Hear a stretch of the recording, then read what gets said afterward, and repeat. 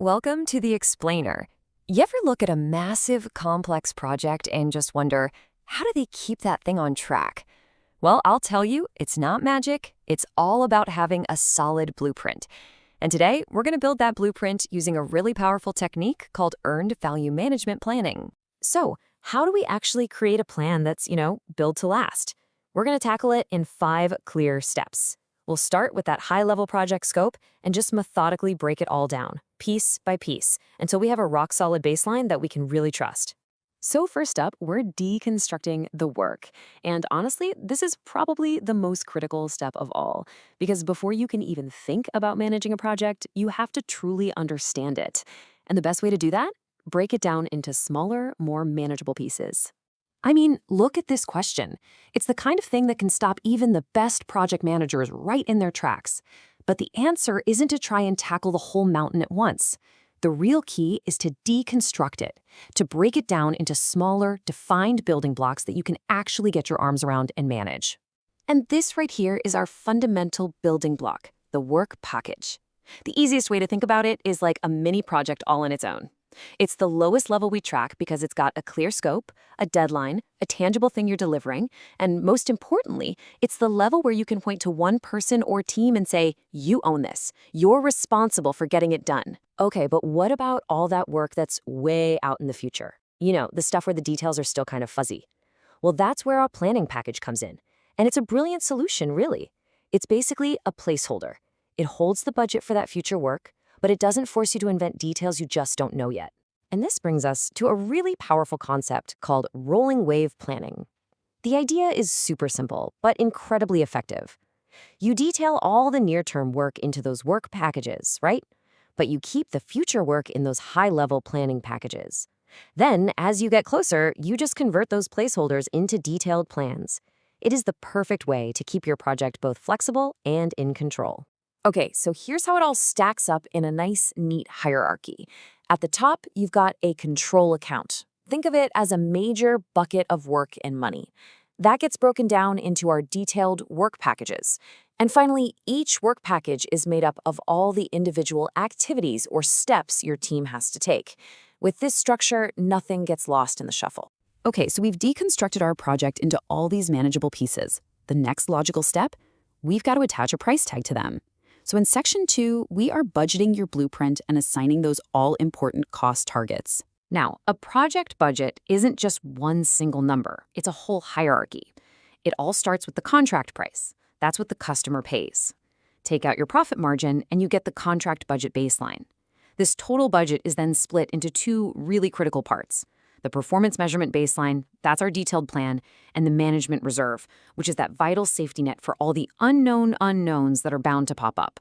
Now, here's a distinction that is so crucial, and honestly, it trips up a lot of teams. The difference between a budget and funds. Think of it like this. The budget is your performance target. It's the plan. The funds, that's the actual cash you have in the bank. You measure how well you're doing against the budget, but you pay your bills and your team with the funds. If you mix those two up, you're heading for trouble. All right, our work is defined. Our blueprint is budgeted. But once we start doing the work, how do we actually track our progress? How do we know if we're really earning the value that we plan for? The answer is something called the earned value technique, or EVT for short. This is just the specific rule we pick for our work package that defines how we're going to claim progress. It's not about feelings or guessing. It's an agreed-upon, objective method for measuring what we've actually accomplished. And choosing the right EVT is absolutely key to getting an honest picture of your project's health. And this table here is a fantastic guide.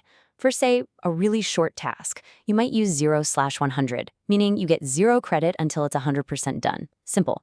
For something more complex, you might use milestones, so you earn a piece of the budget as each key part is delivered. For that long-term, tangible work, percentage complete is great. And then for ongoing support stuff like project admin, we use level of effort. All right, let's take stock. We've deconstructed the work, we've assigned all the budgets, and we've picked our measurement tools. Now, in Section 4, we are creating the master plan. This is where we integrate all of those elements into a single, cohesive blueprint. And this final integrated plan, this is the big one.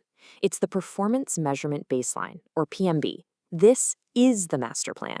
It is the official time-phased budget for every single piece of authorized work. From this moment on, Every decision, every report, every metric, everything gets measured against this baseline. It is your project's single source of truth. So building the PMB is a very deliberate process, and it connects everything we've just been talking about. You start by defining the work structure, the WBS, and the team structure, the OBS. Then you assign responsibility for every piece of work. After that, you schedule it all out, you distribute the budgets, and you assign your measurement techniques. And the last absolutely critical step is to lock that baseline under formal control.